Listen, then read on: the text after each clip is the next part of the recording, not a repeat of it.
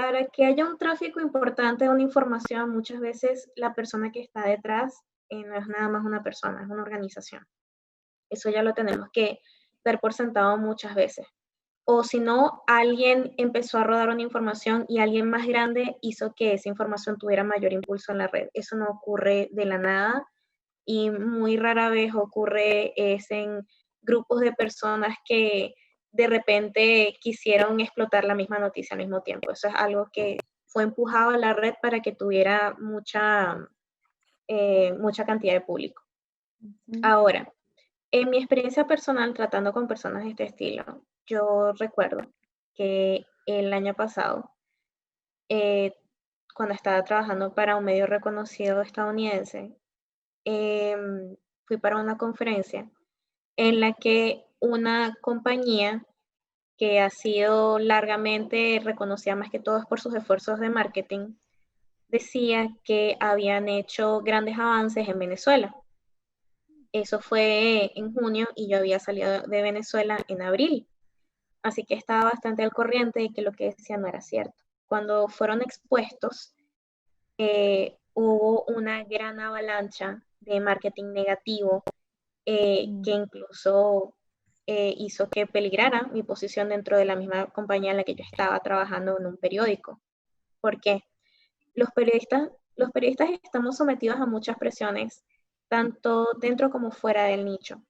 Combatir la fake news muchas veces significa combatir también compañías que están promoviendo la fake news. No es nada más una campaña contra la desinformación, es una campaña activa contra los desinformadores. Una cosa es Claro. tratar con gente ignorante, otra cosa es tratar con gente interesada en que haya más gente ignorante. Entonces, esa es una parte que muchas veces no se ve del trabajo periodístico. Justo ahora que yo esté censurando eh, eh, varias cosas de esa noticia, bueno, de esa noticia no, de esa experiencia, disculpa, tiene mucho que ver con la protección que uno mismo tiene que tener. Como lunático, él tampoco está mostrando su cara, él tiene sus propias razones, o el por qué los periodistas no decimos cuáles son nuestras fuentes. La batalla contra la desinformación tiene muchísimas facetas y no puedes decir cualquier cosa. Una cosa es ser periodista, otra cosa es ser blogger, otra cosa es ser podcaster. Cuando eres un periodista, eres un profesional que pone su cara para poder hablar de temas que pueden llegar a ser bastante sensibles y que pueden llegar a afectar tu propia reputación, aunque estés diciendo la verdad. Eso se va a ver en cualquier nicho.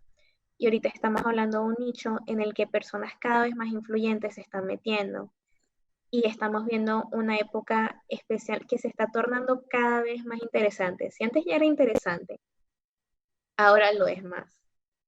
Entonces, yo creo que al menos fake news es un tema que no se habla desde hace unos días, se habla desde hace bastante tiempo.